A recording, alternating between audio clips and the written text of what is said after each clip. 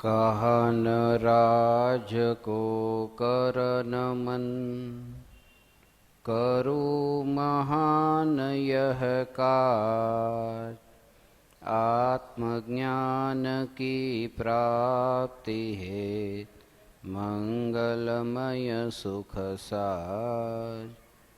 मंगलमय सुख साज।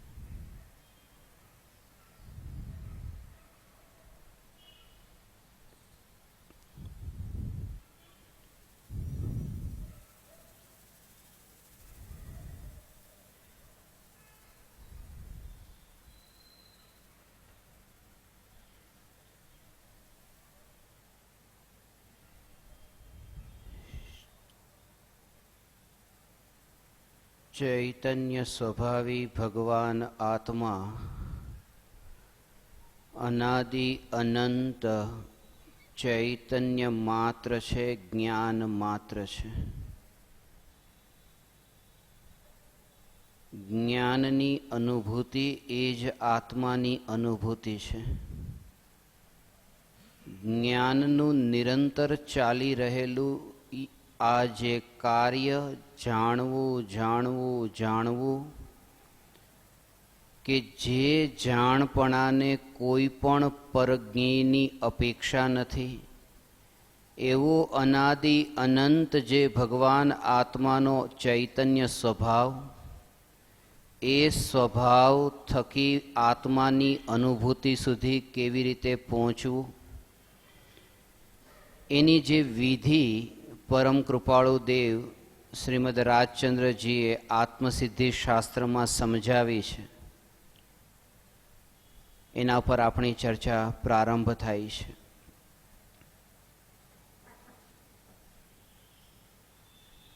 આત્મસિદ્ધિ શાસ્ત્ર કે જેને પરમ કૃપાળુ દેવે એ હાથથી પેન વડે એ રીતે લખાણમાં લખ્યું છે. જો ચામડાની આંખથી આત્મસિદ્ધિ શાસ્ત્રને વાંચવામાં આવે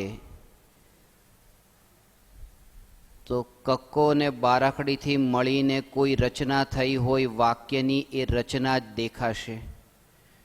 પણ અંતરના જ્ઞાન ચક્ષુથી જો દેખવામાં આવે તો આત્મસિદ્ધિ શાસ્ત્રના પ્રત્યેક વચન પરમ કૃપાળુ દેવની અંતર પરિણતિની નિર્મળતાને વ્યક્ત કરી રહ્યા છે. આત્મામાં પ્રગટ થયેલી જે વિતરાગ પરિણતિ છે, એ વિતરાગ પરિણતિ પ્રત્યેક અક્ષરે અક્ષરે એ રીતે વ્યક્ત થઈ રહી છે.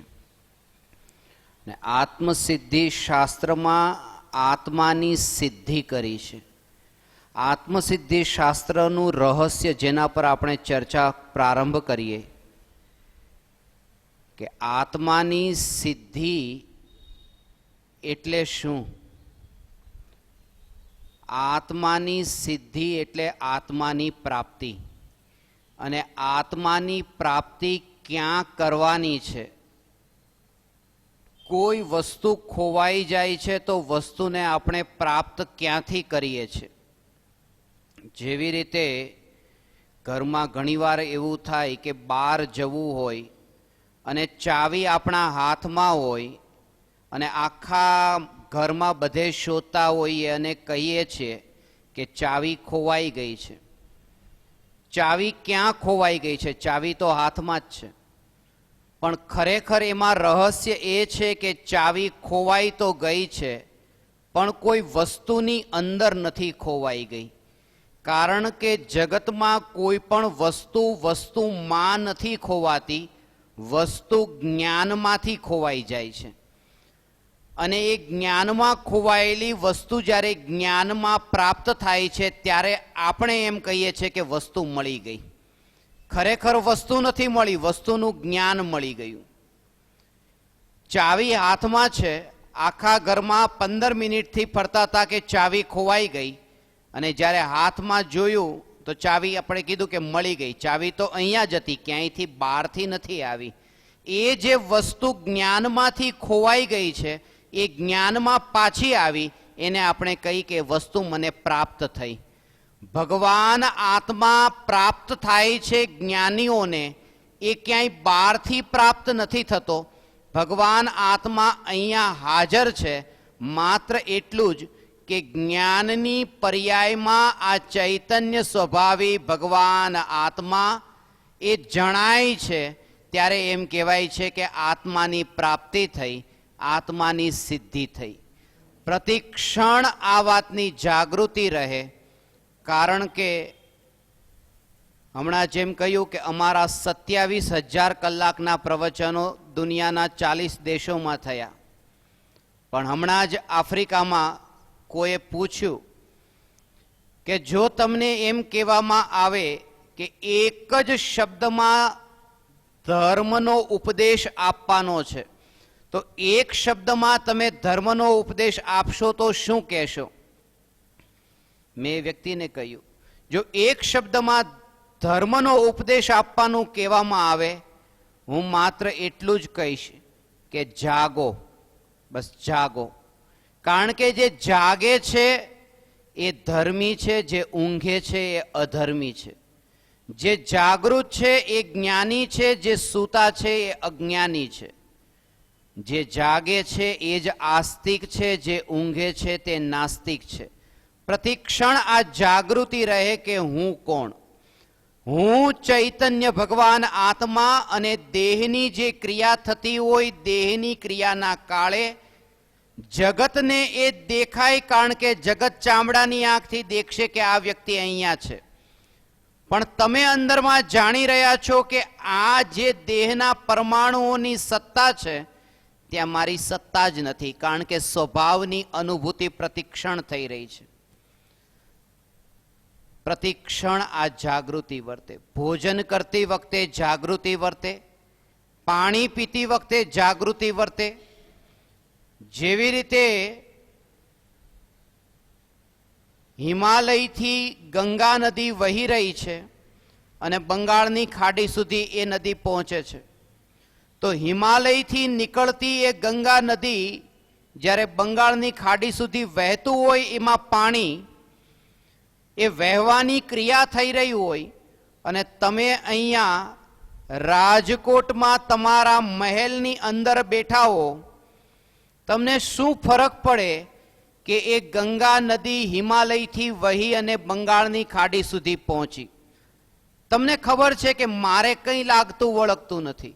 જ્ઞાનીને પ્રતિક્ષણ અંતરમાં ભેદ જ્ઞાન વર્તે છે, આ જાગૃતિ વર્તે છે. પાણીનો ગ્લાસ હાથમાં લીધો, પાણી મોઢામાંથી અહીંયાથી પેટમાં ગયું. આ હિમાલયથી ગંગા નદી વહી, આ પાણી વહેતું વહેતું પેટમાં ગયું, એ બંગાળની ખાડી સુધી પહોંચ્યું.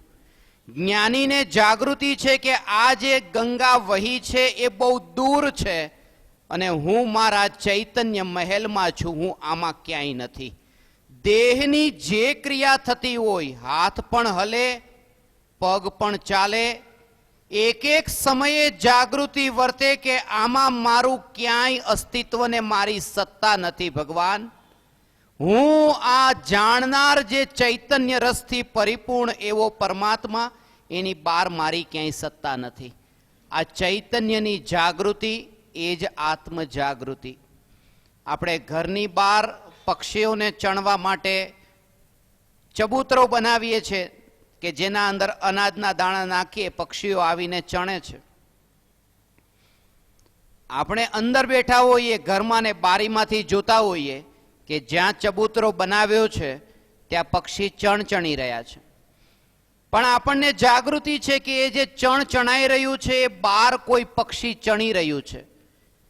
એ બહાર કોઈ પક્ષી ચણી રહ્યું છે, અહીંયા અંદરમાં કોઈ નહીં. એ જાગૃતિ અહીંયા જ્યારે ભોજન માટે કોળિયો હાથમાં લેવાય ત્યારે આ જાગૃતિ વર્તે કે આ કર્મના ઉદયજન્ય પરિણામને આ દેહની ક્રિયા થઈ રહી છે. અને બેહોશીના કારણે તે આજ સુધી જે દેહની ક્રિયા થઈ એ દેહની ક્રિયાને જ પોતાની ક્રિયા માની. જ્ઞાનીને દરેક સમયે જાગૃતિ છે. એક ડગલું માંડે, ડગલે ડગલે જાગૃતિ વર્તે. આ પગ, જમણો પગ આગળ આવ્યો, ડાબો પગ આગળ આવ્યો, પછી જમણો પગ આગળ આવ્યો, ડાબો પગ આગળ આવ્યો. પ્રતિ સમય આ જાગૃતિ વર્તે છે કે આ શરીરે ભલે ડગલા માંડ્યા હોય, પણ હું ભગવાન આત્મા અનાદિકાળથી પોતાના ચૈતન્યપણામાંથી મેં રાગના વિકાર રૂપે જડ ભાવ રૂપે એક પણ ડગલું માંડ્યું નથી. હું ચૈતન્ય રૂપે ટકીને રહેનારો એવોનો એવો છું. દેહની અસ્થિરતાના કાળે ચૈતન્ય સ્વભાવી ભગવાન આત્માની સ્થિરતાની અનુભૂતિ થતી રહે.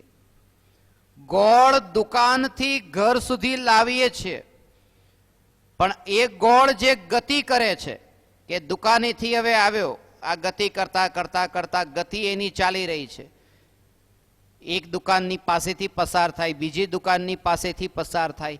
આ જે ગોળની ગતિ ચાલી રહી છે, ગોળ ગતિ કરી રહ્યો છે, પણ આ સંયોગોવાળી દ્રષ્ટિ છે કે જેનાથી એમ લાગે છે કે ગોળ ગતિ કરી રહ્યો છે. કારણ કે આ ગોળ હમણાં આ દુકાનની પાસે હતો, હવે આ ગોળ બીજી દુકાનની પાસે, હવે ત્રીજી દુકાનની પાસે. એ ગોળને સંયોગોથી દેખીએ છે એટલે એમ લાગે છે કે ગોળ ગતિ કરી રહ્યો છે. એને સ્વભાવથી નથી દેખ્યો. સ્વભાવથી દેખે તો આ દુકાનની પાસે ત્યારે પણ મીઠાપણામાં સ્થિર છે, મીઠાપણામાં સ્થિર છે, મીઠાપણામાં સ્થિર છે. પ્રતિ સમય ભગવાન આ જાગૃતિ વર્તે. દેહની જે ક્રિયા થતી હોય એ દેહની ક્રિયાના કાળે, શરીરનું જે પરિણમન થતું હોય એ પરિણમનના કાળે આ જાગૃતિ વર્તે કે હું ભગવાન આત્મા અનાદિ અનંત પોતે પોતાના ચૈતન્યપણામાં સ્થિર છું. રાગ અને દ્વેષના ભાવોના તરંગો વધતા હોય ને ઘટતા હોય, પણ આમાં મારામાં કોઈ તરંગ વધી નથી ને ઘટી નથી. એવો જે ધ્રુવ ચૈતન્ય ભગવાન આત્મા એ જ હું. આ જાગૃતિ, આ ધર્મ છે. સમુદ્રના તરંગો ઉછળતા હોય, અહીંયા દર્પણ રાખ્યું છે, એ તરંગો ઉછળી રહ્યા છે, ત્યાં દર્પણમાં રિફ્લેક્ટ થાય છે, એ પ્રતિબિંબિત થઈ રહ્યા છે. જેવા મોજા ઉછળ્યા આ દર્પણમાં એનું પ્રતિબિંબ પડે છે. ઉછળતા મોજાનું પ્રતિબિંબ જે દર્પણમાં પડે છે અને દેખાય છે કે સ્પષ્ટ આ મોજા ઉછળી રહ્યા છે, એ વાતને બતાવે છે શું કે દર્પણ આ મોજાની જેમ નથી ઉછળતું. જો દર્પણ મોજાની જેમ ઉછળતું હોત તો દર્પણમાં એ ઉછળતા મોજા એ સ્પષ્ટ ન દેખાત. દર્પણ સ્થિર છે. આ જાગૃતિ વર્તે કે રાગ અને દ્વેષના ભાવોના તરંગો પ્રતિ સમય ઉછળતા હોય. જ્ઞાનીને જાગૃતિ છે કે આ જણાઈ રહ્યા છે, ક્રોધના, માન, માયા, લોભના ભાવ ઉત્પન્ન થાય, પણ ચૈતન્ય તત્વ જે છે એ ધ્રુવ એવોનો એવો ભગવાન અનાદિથી એ ધ્રુવનો ધ્રુવ છે. અને અજ્ઞાનીની દ્રષ્ટિ એ ઉછળતા તરંગો ઉપર છે, જ્ઞાનીની દ્રષ્ટિ આ ધ્રુવ એવા દર્પણ ઉપર છે. આ ધ્રુવ દર્પણ પર છે અને દર્પણના માલિક આપણે હોઈએ. અને દર્પણમાં કોઈ પણ પદાર્થનું પ્રતિબિંબ પડે. એક દર્પણને તમે લઈને જાઓ, 50 કરોડના માલિક એવા કોઈ છે વ્યક્તિ જેનો બંગલો છે 50 કરોડનો, એ બંગલાની સામે તમે 10 રૂપિયાનું દર્પણ લઈને ગયા. એ 50 કરોડનો બંગલો એ દર્પણમાં પ્રતિબિંબિત થાય છે. એ 50 કરોડના બંગલાનું દર્પણમાં પ્રતિબિંબ પડવાથી દર્પણની કિંમત 11 રૂપિયા થઈ જતી નથી, 10 રૂપિયાનું રહ્યું. અને આગળ એક ગટર હતી, જે એટલી ગંદી ગટર વહેતી હતી, ગટર તરફ દર્પણ લઈ જવામાં આવે ને ગટર પ્રતિબિંબિત થાય દર્પણમાં, એ દર્પણની કિંમત 9 રૂપિયા થઈ જતી નથી. દર્પણ જેમ છે તેમ રહે છે. આ જાગૃતિ પ્રતિ સમય વર્તે. આ જાગૃતિ વર્તે. આત્મસિદ્ધિ શાસ્ત્રનું જ્યારે રહસ્ય આપણે સમજીએ એના પહેલા એક વાત કહી દઈએ કે અત્યાર સુધી જે આત્મસિદ્ધિ પ્રત્યેનો આપણે બહુભાવ ને બહુમાન, જે અહોભાવ આવે છે, બહુમાન આવે છે અને એનાથી સંતુષ્ટ થઈએ છીએ, બહુ આનંદ આવે છે. આત્મસિદ્ધિના પાઠ ઘણા કર્યા છે, શરૂઆતથી અંત સુધી યાદ પણ કરી લીધી, ગોખીએ છીએ, રટીએ છીએ. પણ એક વાત યાદ રહી, જીવનમાં આધ્યાત્મિક ક્રાંતિ કેમ ન ઘટિત થઈ? કેમ અંતરમાં એ ક્ષણે ક્ષણે આ ભેદ જ્ઞાનની ધારા ને ચૈતન્ય પરમાત્મા ન્યારો, આ ન્યારો પરમાત્મા છે. આ ત્રિકાળી ધ્રુવ ભગવાન આત્મા ન્યારો છે. આ તમને જે બોલવામાં આવી રહી છે આ વાત, આ જે શરીરમાં જે આ હોઠ હલે છે, એ અહીંયા નથી, ચૈતન્ય પરમાત્મામાં ક્યાંય નથી, એ બહાર છે. એ તો બહુ દૂર. આ બોલવાના જે વિકલ્પ આત્મામાં ઉઠે છે, એ વિકલ્પ પણ ભગવાન આત્મામાં મળતો નથી. કારણ કે વિકલ્પ એ છે પોતે જ્ઞાન રહિત છે, એ જડ છે. સમયસારમાં તો કે જડ છે. અને એ જડ વિકલ્પ જો ભગવાન આત્મામાં ન મળતો હોય તો આ જડ વાણી ભગવાન આત્મામાં ક્યાંથી મળે? એ વિકલ્પ જો ભગવાન આત્મામાં મળી જાય તો ભગવાન આત્મા જડ બની જાય. પણ અનાદિથી ચેતન રૂપે રહ્યો, એનો અર્થ એ કે એ વિકલ્પ વિકલ્પમાં છે ને ચૈતન્ય ન્યારો છે. આત્મસિદ્ધિ શાસ્ત્રનો પાઠ આપણે કરીએ છીએ. આના માટે એક વાત ખાસ સમજવી કે સંપત્તિ હોય બીજાની અને ગણતરી હોય પોતાની, એનાથી સંપત્તિવાન ન થઈ જવાય. આત્મસિદ્ધિ શાસ્ત્ર એ પરમ કૃપાળુ દેવની અંતર પરિણતિમાંથી વ્યક્ત થયેલી, પ્રગટ થયેલી સંપત્તિ છે. અને એનો પાઠ અત્યાર સુધી હજારો લોકો કરે છે. કેમ નથી થઈ શકતા? કારણ કે સંપત્તિ બીજાની છે અને ગણતરી પોતાની છે. પોતાની સંપત્તિ હોય તો પોતે સંપત્તિવાન થાય, અને એ થઈ શકાય છે. કારણ કે આ જ વિતરાગી પરમાત્મા દ્વારા પ્રતિપાદિત તત્વજ્ઞાનની વિશેષતા છે કે તમારે કોઈ પાસે હાથ ફેલાવવાની જરૂર નથી. એ ખાલી એટલું જ તે કે મારો શ્વાસ તમારા શ્વાસ માટે ઉપયોગી નહીં બને, મારા પગ તમને ચાલવા માટે ઉપયોગી નહીં બને, મારી આંખ તમને દેખવા માટે ઉપયોગી ન બને. આ જ સ્થિતિ સદગુરુની છે કે સદગુરુની આંખ વડે આપણે દેખી નહીં શકીએ અને સદગુરુના પગ વડે ચાલી નહીં શકાય. આંખ પોતાની જોઈશે મોક્ષ માર્ગ દેખવા માટે, આંખ પોતાની જોઈશે, ગુરુની નહીં. અને પગ પણ પોતાના જોઈશે એ મોક્ષ માર્ગ પર ચાલવા માટે. ગુરુ માત્ર એટલું જ કરશે કે અંધારું છે અને મારા હાથમાં આ પ્રગટેલો દીપક છે, તું પણ સાથે સાથે ચાલી જા. ગુરુનો દીપક તો પોતાના કામમાં આવી શકે છે, ગુરુની આંખ અને ગુરુના પગ નહીં. એટલી જાગૃતિ વર્તે કે ભગવાન આ જે જીવતું જાગતું ચૈતન્ય તત્વ છે, અને આ જ ભગવાનની આ વિશેષતા કે મહાવીર ભગવાન કહે છે કે 23 તીર્થંકર થયા, અમે 23માં લીન ન થયા ને પોતાનામાં લીન થયા. અમે જે ભૂલ નથી કરી કે પારકામાં લીન થવાની ભૂલ અમે નથી કરી અને અમે પોતાનામાં લીન થયા, એટલે તો આ દશાને પામ્યા. એક વાત ખાસ કે પુરુષાર્થ પોતાનો જોઈશે અને પરતંત્રતા અને પરાધીનતા નહીં. આત્મસિદ્ધિ શાસ્ત્રમાં જે રહસ્ય છે આજ કે તમે પોતે પરિપૂર્ણ છો, તમને તમારી પોતાની પરિપૂર્ણતાનો અહેસાસ નથી. એક ગ્લાસમાં તમે પાણી નાખો, એ પાણી એટલે નાખી રહ્યા છો, તમને દેખાતું નથી.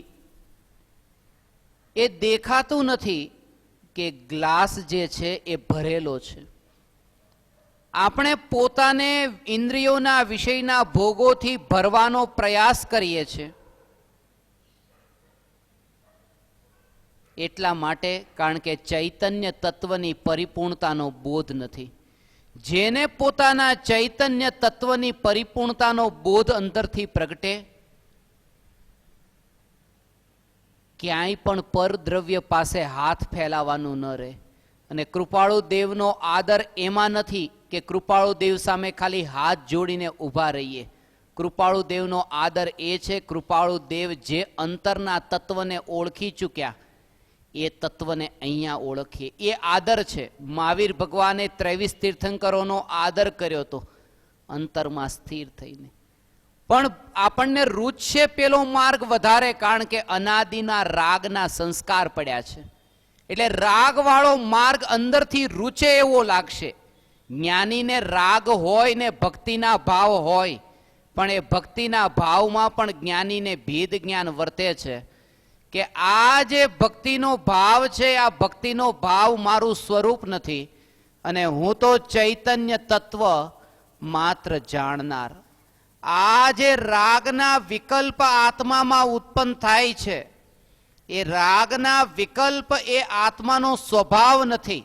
આ સ્વભાવ અને વિભાવ વચ્ચેનો ભેદ જાણ્યો છે.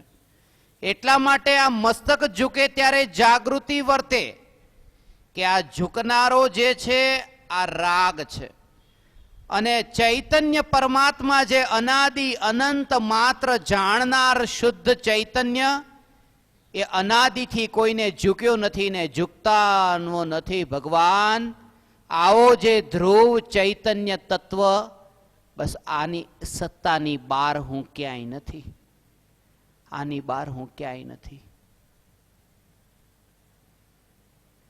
એક કોથળામાં ગોળ ભરેલો હોય, ભગવાન કોથળામાં ગોળ ભરેલો હોય અને એ કોથળાને તમે ઊંધો કરો ને ગોળને બહાર કાઢો. હવે આખો બધો ગોળ બહાર કાઢ્યો, કોથળાને ઊંધો કર્યો. હવે જે ચાટવામાં આવે તો મીઠો લાગે છે. એ જે મીઠો લાગે છે એ પણ કોથળો મીઠો નથી, એ પણ ગોળ જ મીઠો છે. કારણ કે કોથળામાં તો મીઠાપણું છે જ નહીં, કોથળામાં મીઠાપણું છે જ નહીં, એ ગોળનું મીઠાપણું છે. અહીંયા જે દુખાવો થાય છે, વેદના થાય, ખબર પડી પાણી ઠંડુ છે ગરમ છે, એ અનુભવ કોને થઈ રહ્યો છે? એ આત્માનો. આ કોથળાને તો કોઈ જ્ઞાન નથી.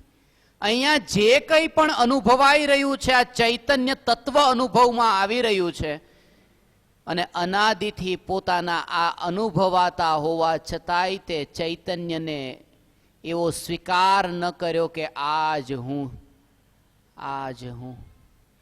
અને આ જાગૃતિ પ્રતિ સમય વર્તે, પ્રતિ સમય આ જાગૃતિ વર્તે. અને ત્યારે જ વર્તી શકે.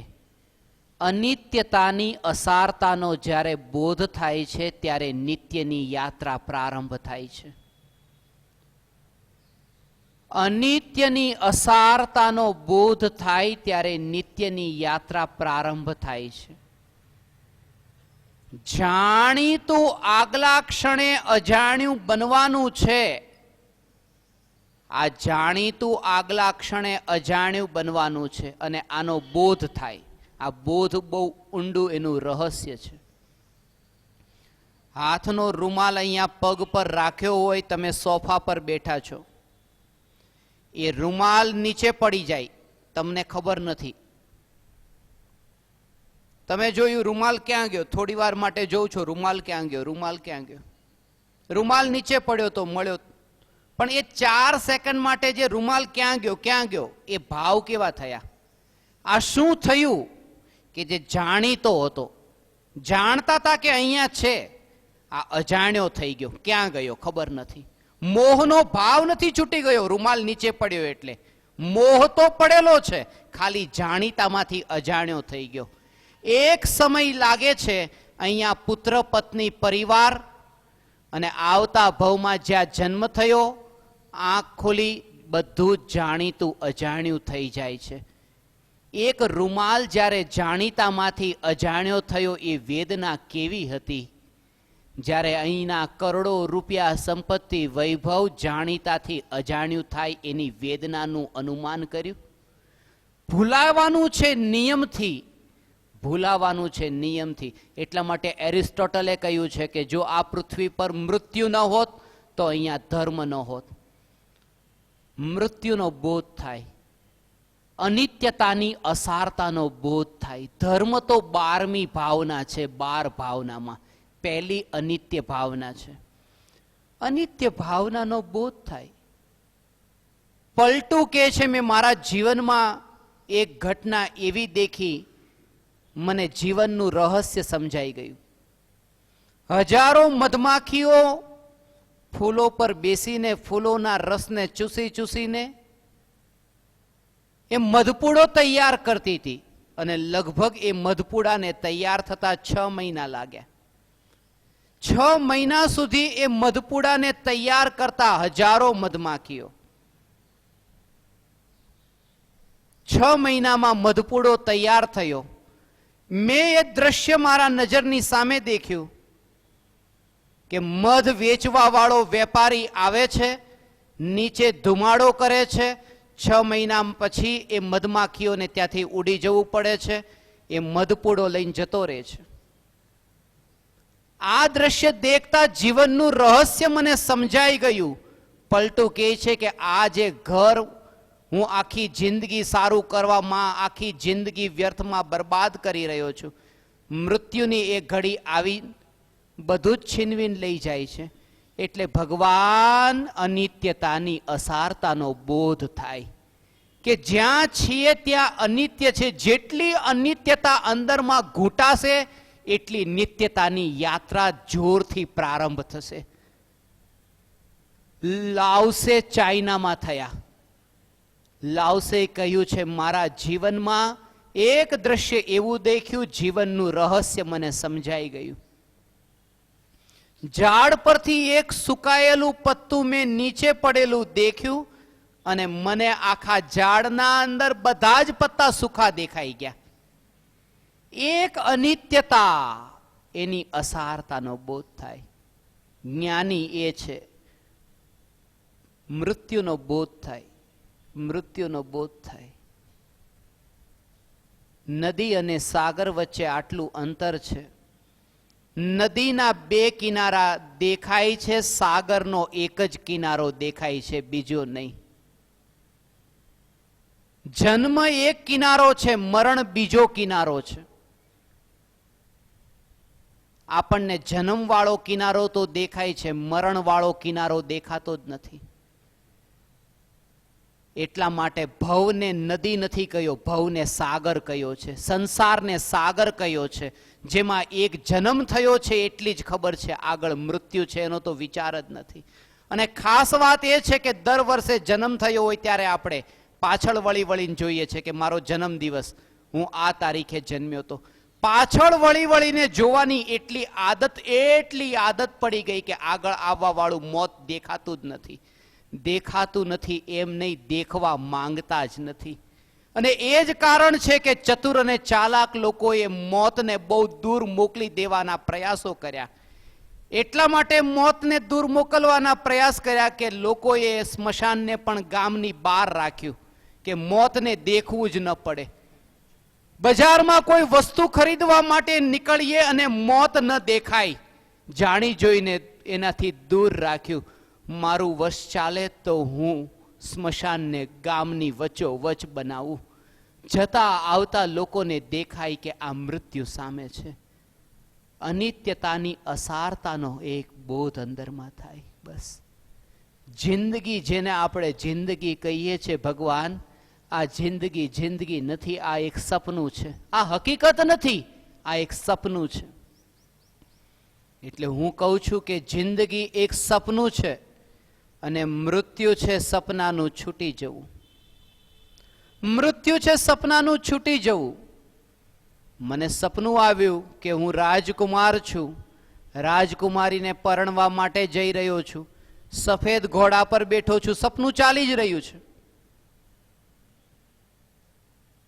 આંખ ખુલી અને જોયું તો કોઈ સફેદ ઘોડો નહોતો, કોઈ રાજકુમારી નથી, કોઈ રાજકુમાર નહીં, કશું જ નહીં. સપનું હતું, પૂરું થયું, છૂટી ગયું, કંઈ નથી. જિંદગી આખી આપણે સપનું દેખીએ છીએ કે આ મારી પત્ની છે, આ મારા છોકરા છે, આ મારું પરિવાર છે. આખી જિંદગી એક સપનું દેખીએ છીએ. અને મોત આવી અને આવતા ભવમાં જન્મ થયો, આંખ ખોલીને જોયું, કાંઈ નથી, કોઈ પત્ની નથી, કોઈ છોકરા નથી. જિંદગી એક સપનું છે ને મૃત્યુ છે સપનાનું છૂટી જવું. અને એ સપનું જેનું છૂટી જાય છે એની પહેલા જે જાગી જાય છે એને અમે જ્ઞાની કહીએ છીએ. સપનું છૂટી જાય એના પહેલા જે જાગી જાય, અનિત્યતાની અસારતાનો બોધ થાય, બોધ થાય. અને પોતે મરવાનું જરૂરી નથી. કોઈ પ્રાણી મરતું દેખાય, પ્રત્યેક પ્રાણીની મૃત્યુના ઘટનાના સમાચાર પોતાના મરણનો સંકેત છે. સ્મશાનમાં આપણે ઊભા હોઈએ છીએ, વાતો કરીએ છીએ કોઈ વ્યક્તિ જેનું મરણ થયું છે કે આ ભાઈ બહુ ભલા હતા, સામેવાળી વ્યક્તિ પણ કહેશે આ ખરેખર ભલા હતા. બંને વ્યક્તિ એ ત્રીજા માણસના મરણની ચર્ચા કરે છે, પણ જોને જતા રહ્યા, ન બચ્યા, મરી ગયા. બે વ્યક્તિ ત્રીજા માણસના મરવાની વાત કરે છે, બહુ ચાલાક છે માણસ. એ ત્રીજા માણસને જેનું મરણ થયું એને મરવાની ચર્ચા કરીને એ સત્યને ઢાંકી દેવા માંગે છે કે આપણે બંને પણ આ રીતે મરવાનું છે. સત્યને ઢાંકી દઈએ છીએ કોઈ ત્રીજાના મરણની વાતો કરીને. બોધ થાય, પ્રત્યેક પ્રાણીના મૃત્યુની ઘટનાના સમાચાર પોતાના મરણના સંકેત છે. જાગે એટલે જાગે, આની અંદર બહુ ઊંડું રહસ્ય છે. લોકોને આ ધર્મ નથી દેખાતો. અને દુનિયાના જે પણ આ 45-40 દેશોમાં અમે ગયા, બધાને એક જ વાત કહીએ, જો ચર્ચમાં પણ પ્રવચન હોય કે મસ્જિદમાં પ્રવચન હોય, જાગે. એ પણ જીવતો જાગતો ચૈતન્ય પરમાત્મા, જાગૃતિ વર્તે, જાગૃતિ વર્તે. આફ્રિકાની અંદર મોમ્બાસાની જેલમાં, કેન્યામાં 600 કેદીઓ, આપણું જે અત્યારે આત્મસિદ્ધિ શાસ્ત્રનું મિશન ચાલી રહ્યું છે, આત્મસિદ્ધિ શાસ્ત્ર મિશન,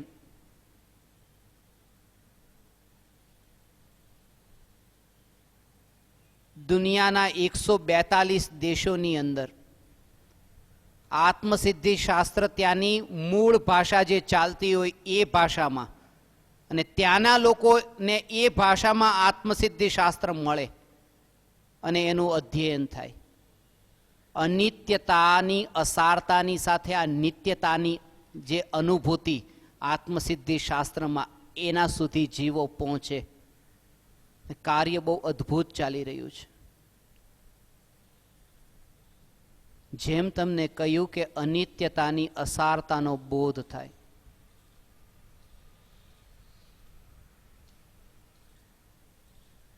મૃત્યુ દેખાય. આજથી લગભગ 11 વર્ષ પહેલા ઇન્ડોનેશિયામાં જે સુનામી આવ્યું હતું, એ સુનામીનું સેન્ટર પોઈન્ટ હતું બાંદા છે. અને એ વખતે જ્યારે 26મી ડિસેમ્બર 2004 સવારના એ ઇન્ડોનેશિયામાં જે સુનામી આવ્યું, એ સુનામી વખતે અમે ત્યાં હતા, એ જ જગ્યા ઉપર હતા જ્યાં સુનામી આવ્યું. આ બાંદા છે જગ્યા છે,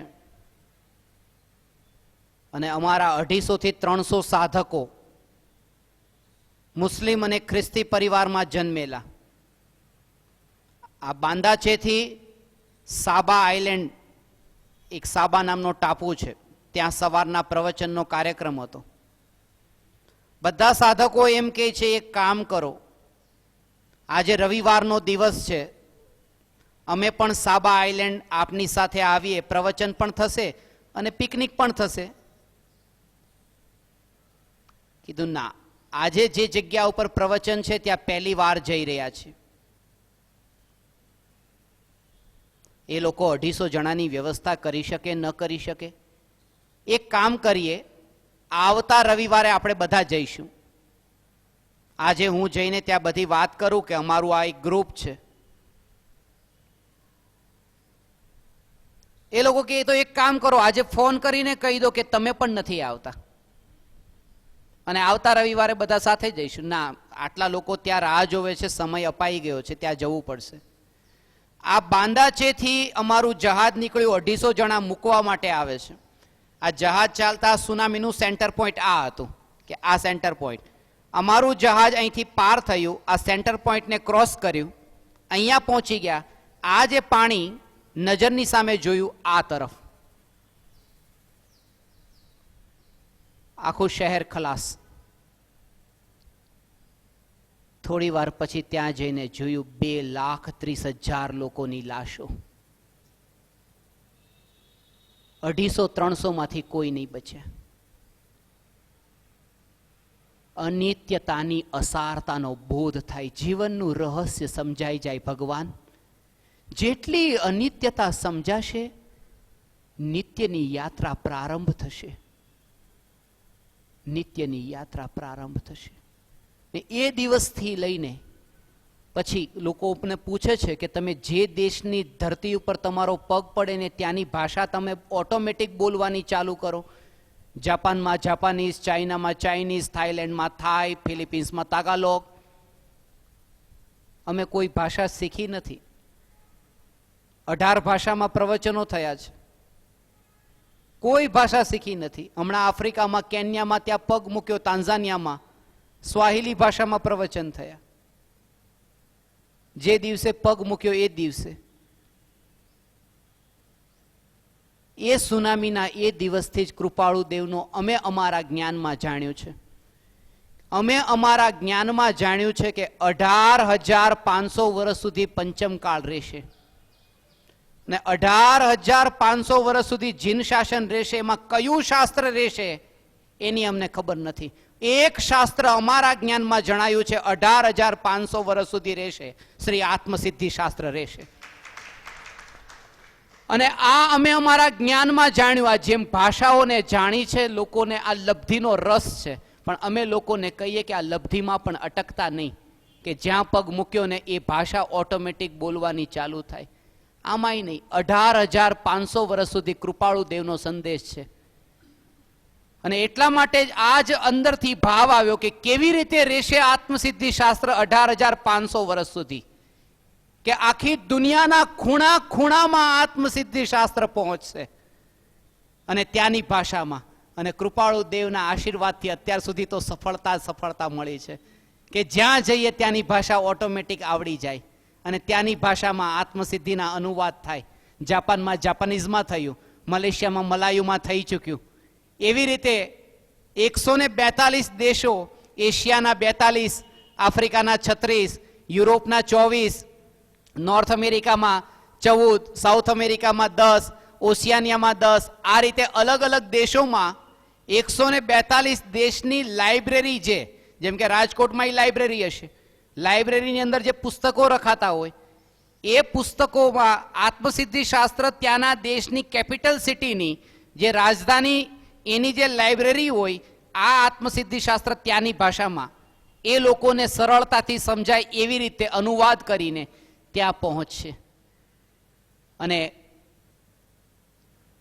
હમણાં ડિસેમ્બર મહિનામાં નવેમ્બર મહિનાની 6મી તારીખે જે કૃપાળુ દેવનું જન્મદિવસ હતો, 147મો જન્મદિવસ.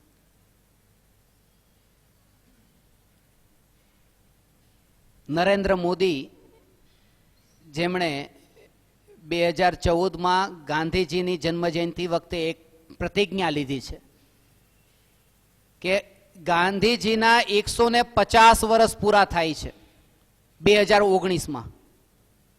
2019માં ગાંધીજીના એ 150 વર્ષ જ્યારે પૂરા થશે ત્યારે આખા ભારત દેશમાં કચરો નહીં હોય એવી પ્રતિજ્ઞા લીધી છે કે અમે ભારતને કચરાથી મુક્ત કરી દઈશું 150મી જન્મજયંતિ જ્યારે મનાવાતી હશે. અને અમે આ પ્રતિજ્ઞા લીધી છે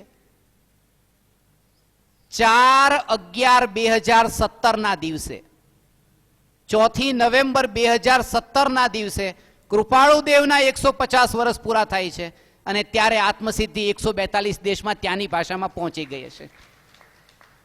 3 વર્ષમાં આ અદ્ભુત કાર્ય થશે. 18,500 વર્ષ સુધી આ કાર્ય ચાલશે.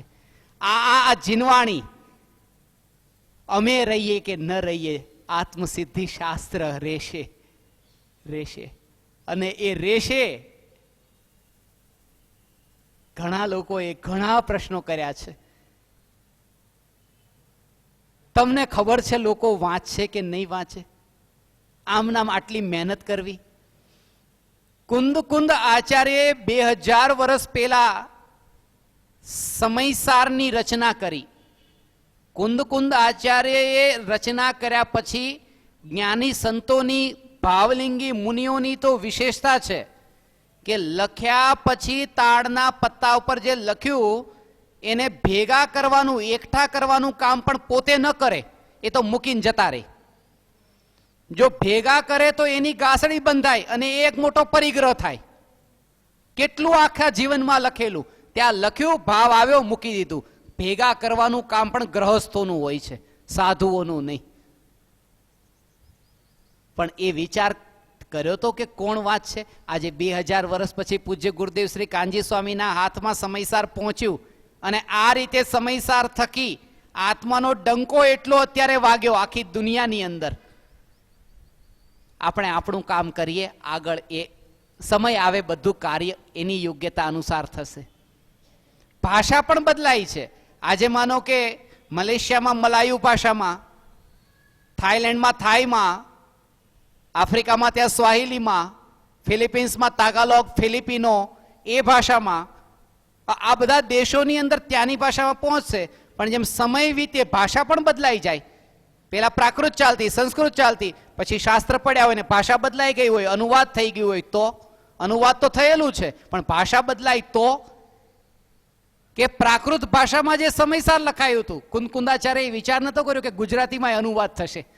પ્રાકૃતમાં હતું તો સંસ્કૃતમાં આવ્યું ને સંસ્કૃતથી હિન્દી, ગુજરાતી, મરાઠી એ ભાષાઓમાં પણ આવ્યું. અમે આ જે પ્રોજેક્ટ, આ કાર્ય ચાલી રહ્યું છે એમાં દરેક શાસ્ત્રના અંદર પહેલા પાના ઉપર આ વાત લખીએ છીએ કે જેને પણ હાથમાં આ આત્મસિદ્ધિ શાસ્ત્ર,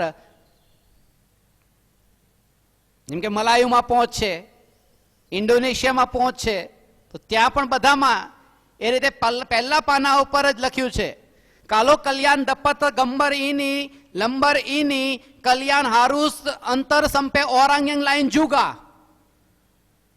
એટલે જ્યાં જ્યાં દેશની અંદર લોકલ ભાષાની અંદર જે થતું હોય એ બધામાં એને ત્યાં લખીએ છીએ કે તમારા હાથમાં જો આ શાસ્ત્ર આવે છે અને તમને આ સિવાયની કોઈ ભાષા આવડે છે અને તમને આનું બહુમાન આવ્યું હોય તો તમે અનુવાદ કરાવીને આગળ પહોંચાડજો અને લખજો એમાંય તે એ પણ એને આગળ પહોંચાડે. 18,500 વર્ષ સુધી કૃપાળુ દેવ રહેશે, આત્મસિદ્ધિ શાસ્ત્ર રહેશે. આ 142 ગાથા ને 142 દેશો, આ સંદેશ પણ કૃપાળુ દેવનો છે. કૃપાળુ દેવની આ અંતરની ભાવના હતી. તમે ક્યારે એના ઉપર સૂક્ષ્મ અધ્યયન કર્યું નહીં કર્યું ખબર નહીં. કૃપાળુ દેવની ભાવના હતી. જે દેશોમાં આ પ્રચાર થાય છે, કૃપાળુ દેવની ભાવના હતી કે ત્યાં જઈને પોતે તત્વનો પ્રચાર કરે. આ કૃપાળુ દેવની ભાવના હતી.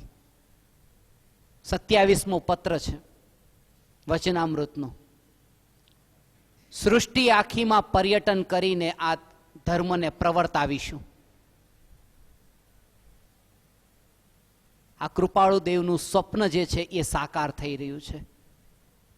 એક આ અદ્ભુત રહસ્ય છે આત્મસિદ્ધિ શાસ્ત્રમાં. ઘણા રહસ્ય છે. જેણે વાંચ્યું છે, પાઠ કર્યો છે, એનું ધ્યાન એના તરફ નથી ગયું. આપણી પાસે સમય બહુ ઓછો છે. પણ સમયસારની જે ગાથાઓમાં જે કુંદ આચાર્યએ 2000 વર્ષ પહેલા વિવેચન કર્યું છે, આત્મસિદ્ધિ શાસ્ત્રમાં સમયસાર ભરેલું છે. અને એટલું જ નહીં કે સમયસારમાં જે વાત લખી આત્મસિદ્ધિ શાસ્ત્રમાં લખી છે, સમયસારની જે ગાથાઓ છે એ ગાથાઓનો નંબર અને આત્મસિદ્ધિ શાસ્ત્રની ગાથાઓના નંબર 25થી વધારે ગાથાઓ એવી છે કે જેના નંબરથી મેચ કરીએ તો એનો ભાવ એ જ નીકળે છે જે સમયસારની ગાથાઓનો છે. આત્મસિદ્ધિ શાસ્ત્ર ને સમયસાર. સમયસારની 8મી ગાથામાં લખ્યું છે કે અનાર્યને અનાર્યની ભાષા વગર ન સમજાવી શકાય. જેને જેને તમારે સમજાવવું હોય એની ભાષામાં સમજાવવું પડે. અને ખાસ એ વાત લખી છે કે વ્યવહારથી જે ઉપદેશ આપ્યો હોય એને વ્યવહારની અપેક્ષાએ સમજજો, નિશ્ચયથી ઉપદેશ આપ્યો એને નિશ્ચયથી સમજજો, જે ભાષામાં વાત કરી હોય એ ભાષામાં સમજવું. કારણ કે જેને સમજાવવું હોય એના માટે આ વ્યવહારની ભાષા છે. આત્મસિદ્ધિ શાસ્ત્રમાં છે જ્યાં જ્યાં જે જે યોગ્ય છે તહાં સમજવું તે.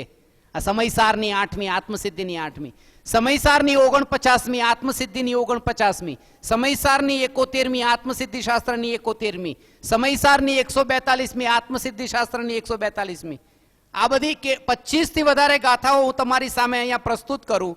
આ સમયસાર કોણ કે કૃપાળુદેવ નતા વાંચ્યું, રટેલું નતું, ગોખેલું નતું, અંદરમાં વણાઈ ગયેલું હતું. અને પ્લાનિંગ કરીને તમે લખવા બેસો ને કે 8મી અહીંની 8મી, ત્યાંની 71મી અહીંની 71મી, ન થાય. ત્યાંની 38મી અહીંની 38મી, આ અંતરમાં વણાઈ ગયેલું હતું. પ્લાનિંગ કરીને આ ન થાય.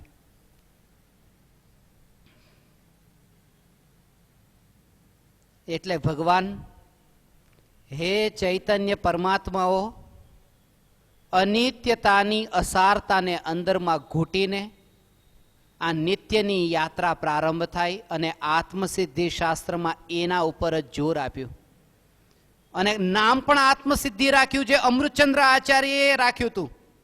અમૃતચંદ્ર આચાર્ય જ્યારે સમયસાર 2000 વર્ષ પહેલા રચના થઈ, એના 1000 વર્ષ પછી અમૃતચંદ્ર આચાર્યએ આત્મખ્યાતિ નામની ટીકાની રચના કરી.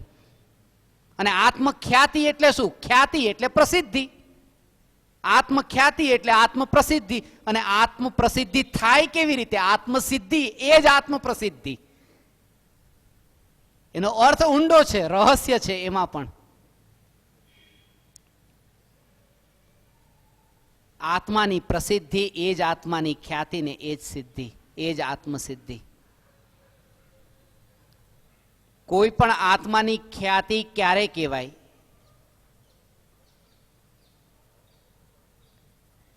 હું આત્મા આખા જગતને જાણું એ મારી ખ્યાતિ, કે આખું જગત મને જાણે એમાં મારી ખ્યાતિ? એટલે કે હું આત્મા આખા જગતને જાણું એમાં મારી મહાનતા નહીં. આખું જગત મને જાણે એમાં મારી મહાનતા નહીં. હું પોતે પોતાને જાણું, આ મારી મહાનતા. અને આ જ આત્મખ્યાતિ, આ જ આત્મખ્યાતિ.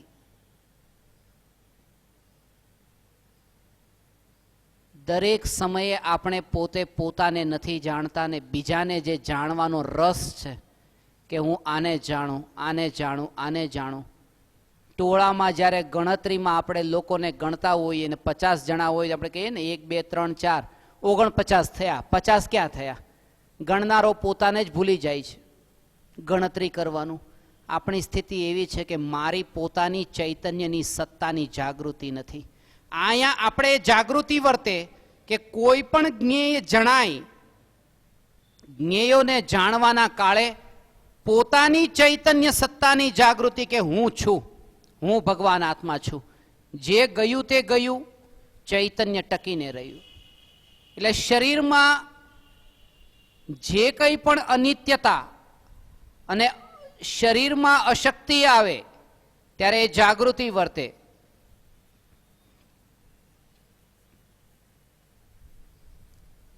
કાચનો ગ્લાસ અહીંયા સામે ટેબલ પરથી પડે ને ફૂટી જાય. ટેબલ પરથી પડતો એ કાચનો ગ્લાસ ફૂટે ને દર્પણમાં એનું પ્રતિબિંબ પડે, તો એના ઉપરથી શું સિદ્ધ થયું? કે કાચનો ગ્લાસ ફૂટતો દર્પણમાં પ્રતિબિંબિત થયો, એના પરથી એ સિદ્ધ થયું કે દર્પણ નથી ફૂટી ગયું, દર્પણ એવું ને એવું છે. એટલે તો ફૂટેલો કાચનો ગ્લાસ એ દર્પણમાં પ્રતિબિંબિત થયો. તો જ્યારે આ શરીરમાં અશક્તિ આવે, શરીર કપાય, ચીરાય, એના ખંડ ખંડ થાય, એનાથી એ જાગૃતિ વર્તે કે હું નથી કપાણો. કારણ કે ખબર પડી ને, જ્ઞાનમાં જાણ્યું કોના જ્ઞાનમાં? આત્માના જ્ઞાનમાં એ પ્રતિબિંબ પડ્યું કે આ શરીર કપાયું. મરદાને ખબર નથી કે આ શરીર કપાયું. તો જે કપાયું છે એનું જે જ્ઞાન થયું છે, એ કપાઈ ગયો હોત તો જ્ઞાન જ ન થાત. એ ટકેલો છે. એ જે ટકેલો છે એ જ હું છું, અને આ કપાય એ હું નહીં. એ જાગૃતિ. બટન રસલ થયા. બટન રસલ એક પુસ્તક લખ્યું છે, why am I not Christian? હું ખ્રિસ્તી કેમ નથી? અને એના ઉપર વિવેચન કરતા એમણે લખ્યું છે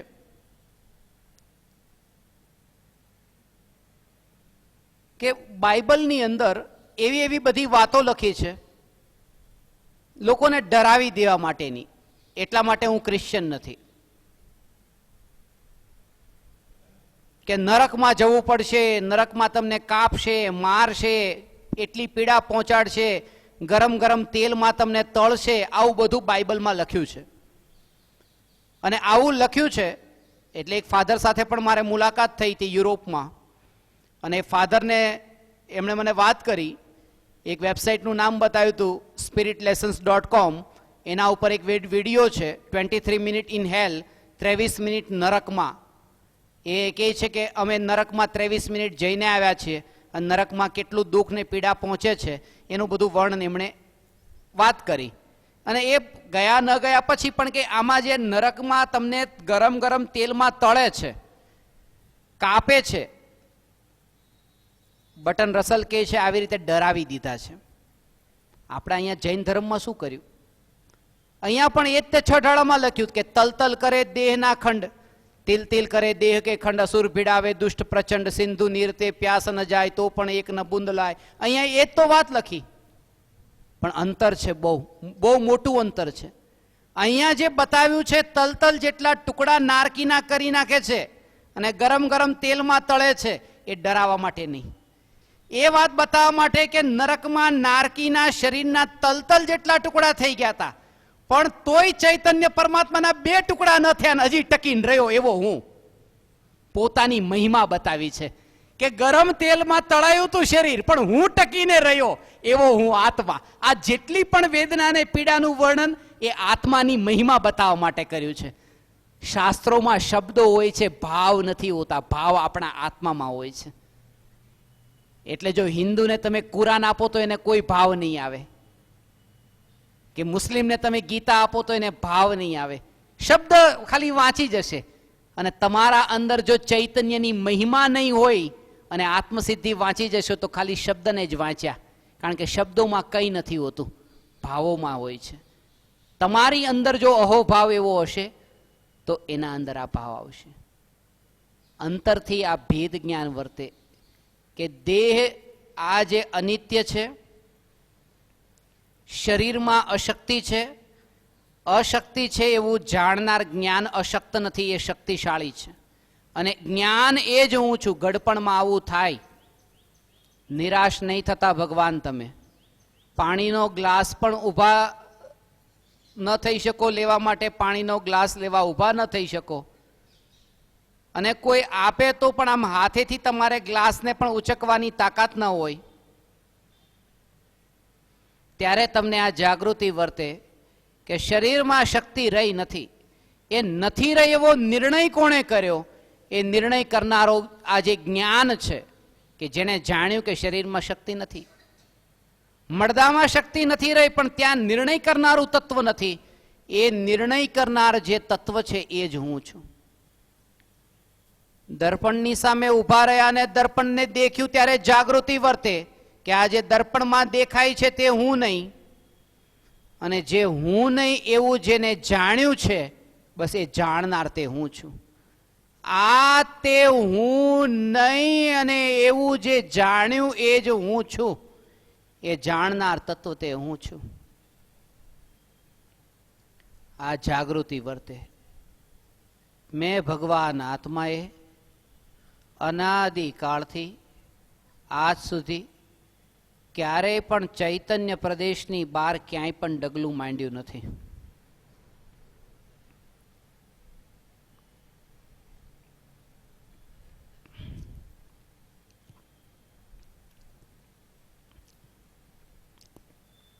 એટલે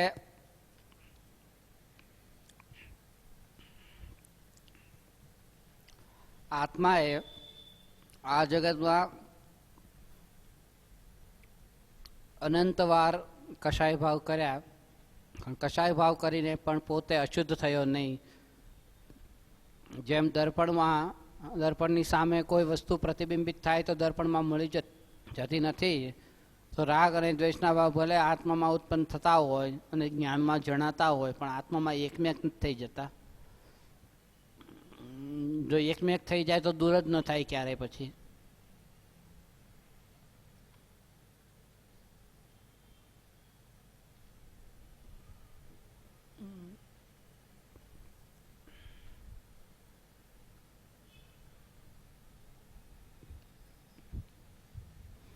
એટલે ચૈતન્યની સત્તાની જાગૃતિ વર્તે.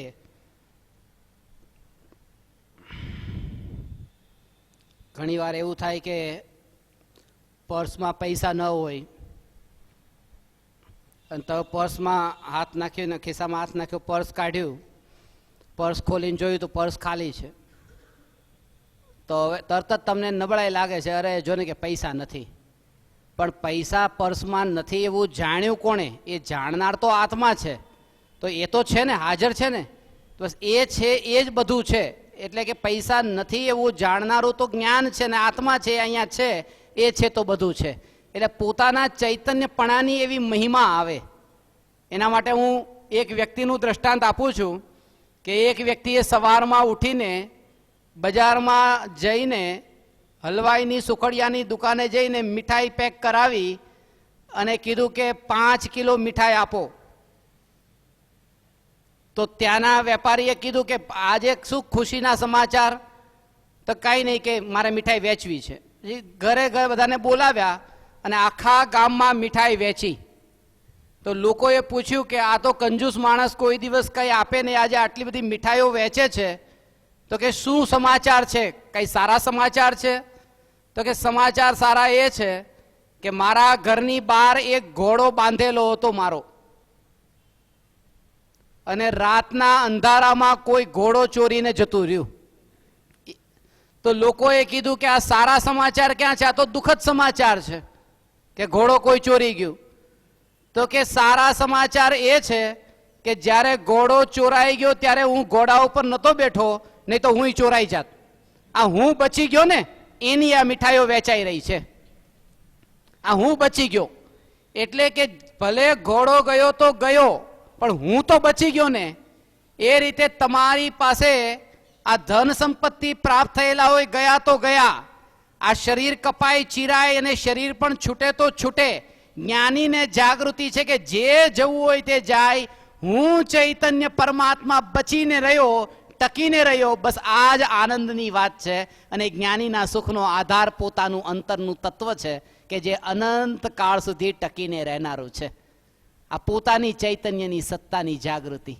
પ્રતિ સમય ઇન્દ્રિય અને ઇન્દ્રિયના વિષયોનો કોન્ટેક્ટ થતો દેખાતો હોય, પણ તમને જાગૃતિ અંતરમાં એ હોય. જ્ઞાની કંઈ દેખે છે, કૃપાળુ દેવ જે દેખે છે એમ લાગે છે કે કોઈ વસ્તુને દેખે છે, વસ્તુને દેખે છે.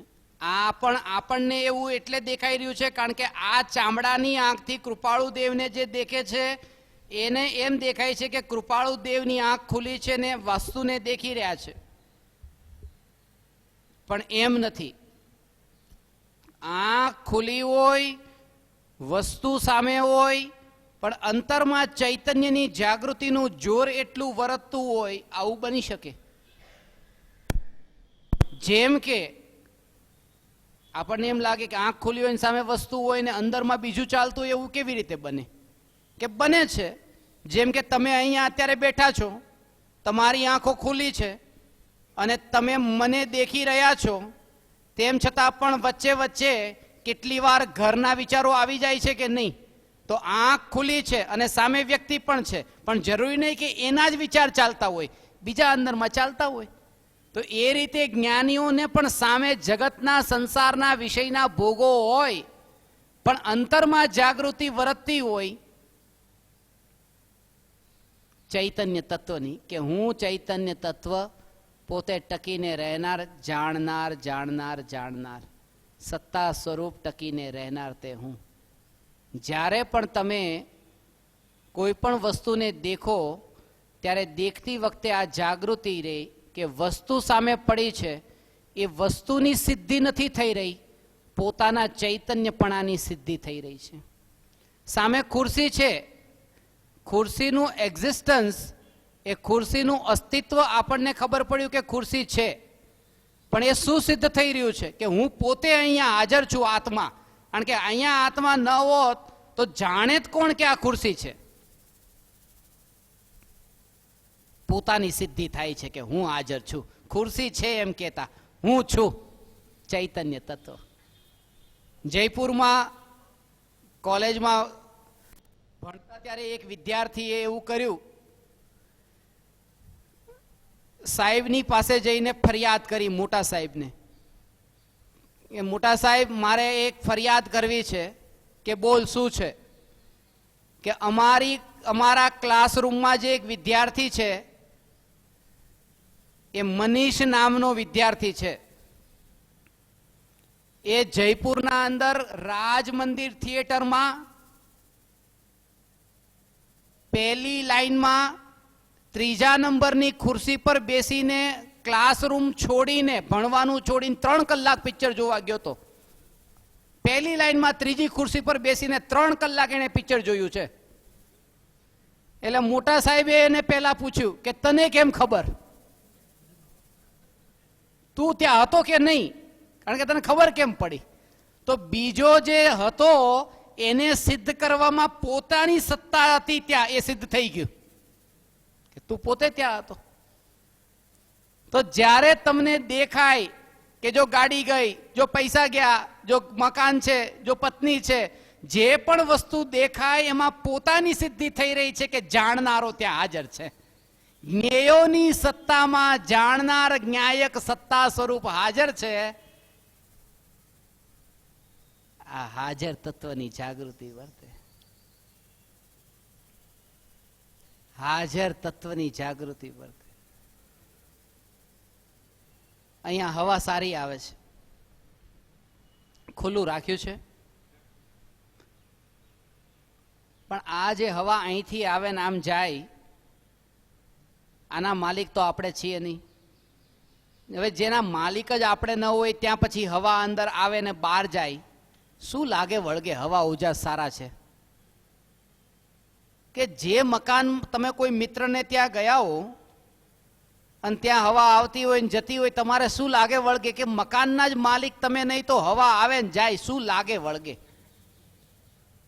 જ્ઞાનીને આ જાગૃતિ વર્તે. આ હવા અંદર ગઈ, શ્વાસ લેવાય ને ત્યારે ક્ષણે ક્ષણે આ જાગૃતિ વર્તે. આ હવા અંદર ગઈ, આ હવા બહાર ગઈ. જે ઘર જ મકાન જ મારું નહીં તો મકાનમાં જતી હવા સાથે મારે કઈ લાગતું વળગતું નથી. એ હવા એટલી દૂરની થઈ ગઈ કારણ કે મકાન એટલું દૂરનું થયું.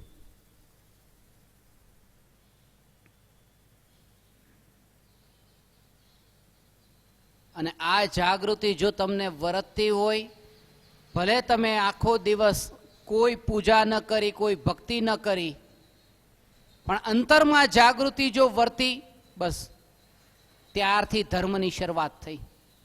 જાગ્યો ત્યારથી જીવન શરૂ થયું.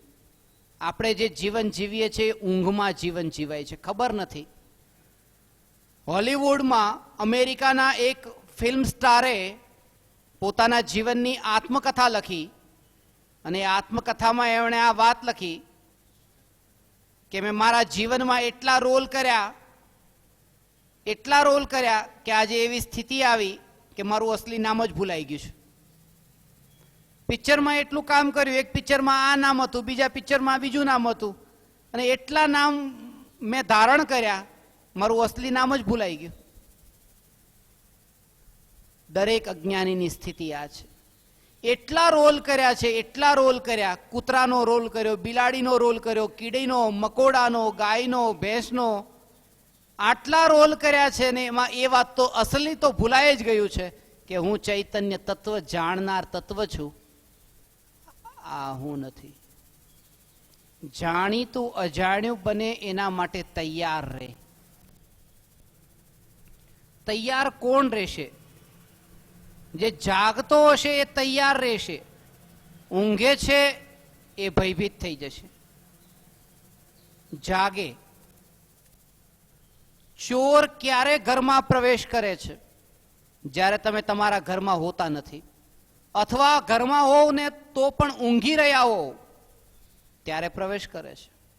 કર્મરૂપી ચોર પણ આત્મામાં ત્યારે પ્રવેશ કરે છે જ્યારે આપણે પોતાનામાં સ્થિર નથી, અથવા તો ઊંઘી રહ્યા છીએ.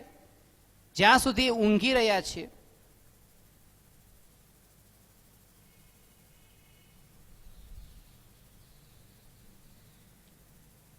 ગૌતમ બુદ્ધે પણ એમના એક શિષ્યને પૂછ્યું હતું કે તમારી ઉંમર કેટલી છે? એ શિષ્યએ કહ્યું 4 વર્ષની ઉંમર છે. અને હતા એ 84 વર્ષના. કે શું વાત કરો છો, 4 વર્ષ? તો કે હા, 80 વર્ષ સુધી તો હું ઊંઘતો જ રહ્યો હતો, આ 4 વર્ષથી જાગ્યો છું. અને મેં મારી ઉંમર ગણવાનું ત્યારથી ચાલુ કર્યું જ્યારથી જાગ્યો. ઊંઘમાં જીવવું એ કઈ જીવવું છે? કોઈ વ્યક્તિ 50 વર્ષથી બિલકુલ પથારીમાંથી ઉઠી જ ન હોય, ઊંઘી જ હોય, 50 વર્ષથી પથારીમાં ઊંઘતી હોય અને એનું મરણ થાય, શું તમે એમ કહેશો કે ભાઈ 50 વર્ષ જીવ્યા? ઊંઘમાં હતા, એનું જીવન પછી જીવવું નથી. આપણે આવી રીતે જીવન જીવી રહ્યા છે. આપણે જેને જીવન કહીએ છીએ એ જીવન ખરેખર એક બેહોશીને જીવન કીધું છે, યાંત્રિક જીવન છે, મશીનની જેમ જીવન જીવાઈ રહ્યું છે. જાગૃતિ એમાં કંઈ નથી. એટલે કેટલા જીવોને આ ભાવ આવે છે. જ્યારે આત્મસિદ્ધિ શાસ્ત્રનો પાઠ થાય ત્યારે આત્મસિદ્ધિના પાઠ વખતે એવો ભાવ કેટલી વાર અંદરથી આવ્યો કે અમારા ચૈતન્ય તત્વની સિદ્ધિની વાત ચાલે છે, અમારા ચૈતન્ય તત્વની આમાં વાત લખી છે. એ જાગૃતિ કેટલો સમય રહી? પોતાના ચૈતન્યપણાની જાગૃતિ. આત્મસિદ્ધિ શાસ્ત્રમાં કૃપાળુ દેવે દરેક જીવની એ મહિમા બતાવી છે કે તમે પોતે તમારો આશ્રય લો, બીજાનો નહીં. બીજાનો નહીં.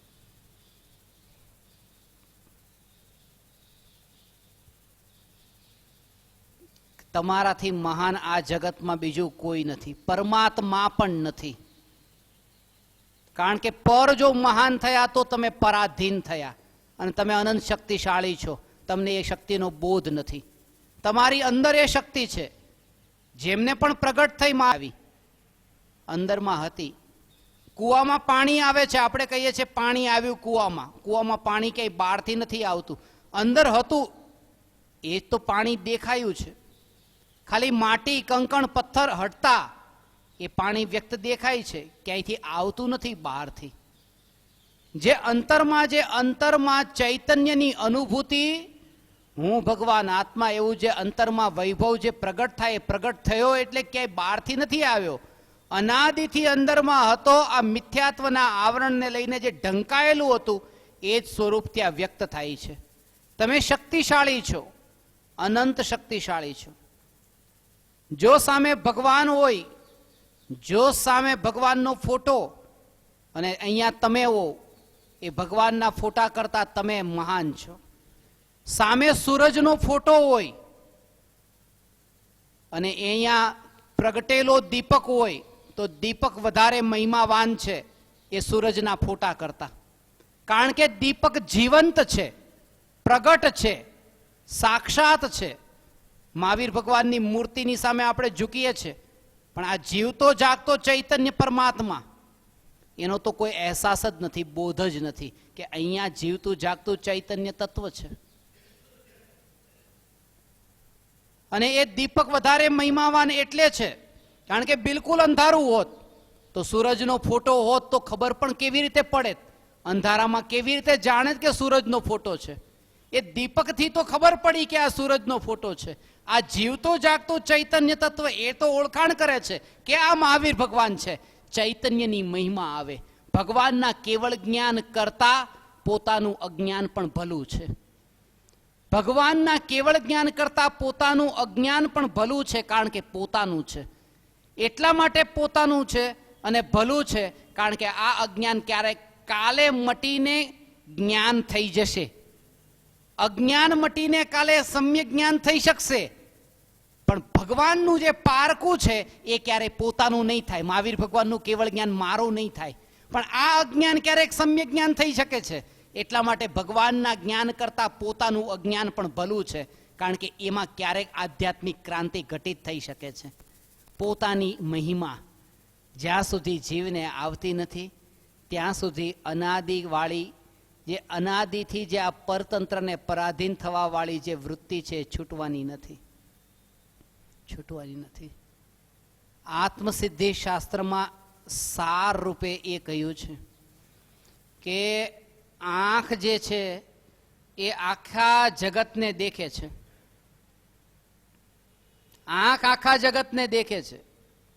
જો ટેબલ દેખાય, ખુરશી દેખાય, બધું દેખે છે.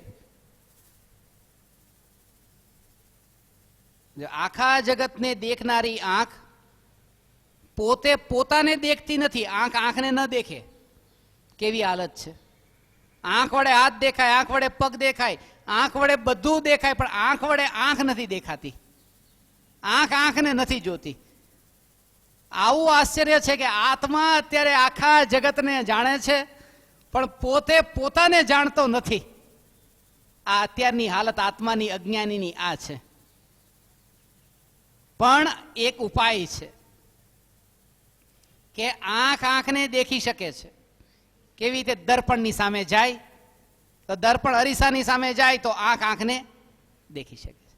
એવી રીતે અનાદિથી આત્મા આત્માને જાણતો નથી, પણ જાણી શકે છે. સદગુરુ રૂપી દર્પણની સમીપ જાય તો આત્મા આત્માને જાણી શકે છે. સદગુરુ દર્પણ છે. અને એક વાત હજી ખાસ સમજવી કે જ્યારે આંખ આંખને દેખવા જાય છે દર્પણની સામે, ત્યારે દર્પણ દેખતું નથી, આંખ જ આંખને દેખે છે. દર્પણ તો માત્ર નિમિત્ત છે.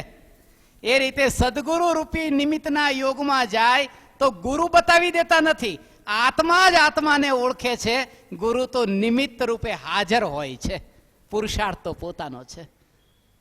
આવી ચૈતન્યની અંતરની મહિમા આવશે. ભગવાન એક ક્ષણ માટે પણ પોતાને હીન ન માનીએ, પોતાને મહિમાવાન જાણીએ, મહિમાવાન માનીએ. હજુ ઘણી ચર્ચા આત્મસિદ્ધિ શાસ્ત્રની ગાથાઓના રહસ્ય પર કરવી છે. આપણે અહીંયા 3 દિવસનો એવો આપણો ઋણાનુબંધ છે.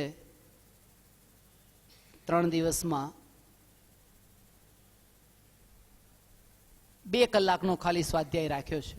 આ ખાલી એટલા માટે કહું છું કારણ કે ભાઈએ અહીંયા આવીને અમને પ્રશ્ન પૂછ્યો પહેલા જ તે કે તમારે પુસ્તકની બધા પરિચયમાં લખ્યું હોય છે પાછળ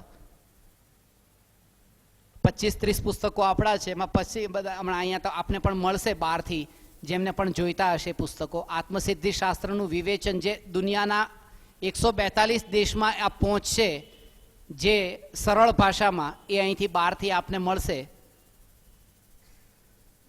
એમાં લખ્યું છે કે 27,000 કલાકના અમારા પ્રવચન થયા. તો ભાઈએ પૂછ્યું કે તમારી ઉંમર તો આટલી છે ને આમાં 27,000 કલાક કેવી? ત્યારે મારે ખુલાસો કરવો પડ્યો કે અમારા 2-2 કલાકના પ્રવચન નથી હોતા, તમે જેવી રીતે રાખ્યા.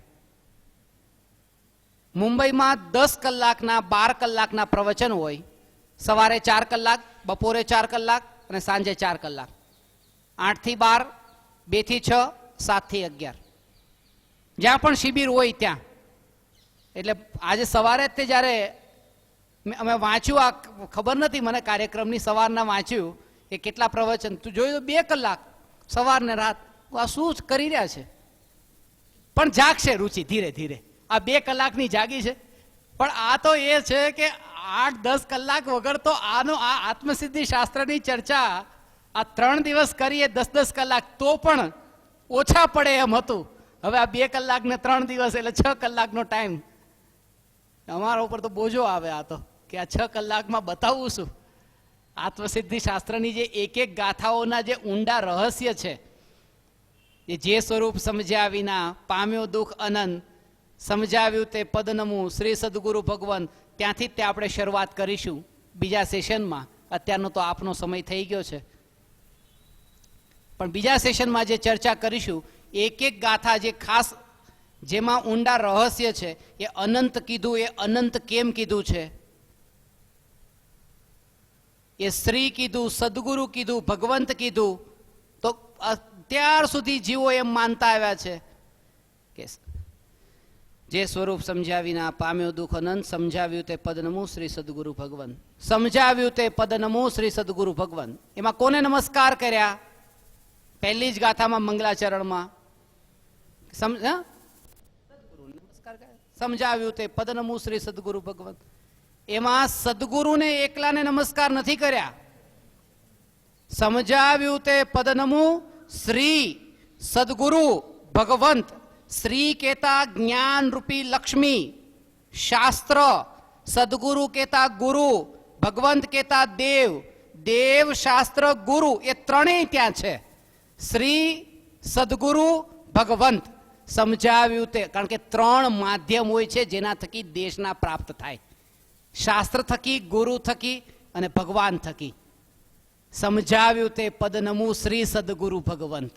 અને આવી રીતે એક એક ગાથાનો રહસ્ય જો ખોલીએ તો ખબર પડે કે આજ સુધી આપણી દ્રષ્ટિ એ શબ્દના ભાવ ઉપર નથી ગઈ. રહસ્ય ખ્યાલમાં આવશે. ધન્ય છે આપ સમસ્ત પરમાત્માઓ ને આ ચૈતન્યની રુચિ જાગી છે.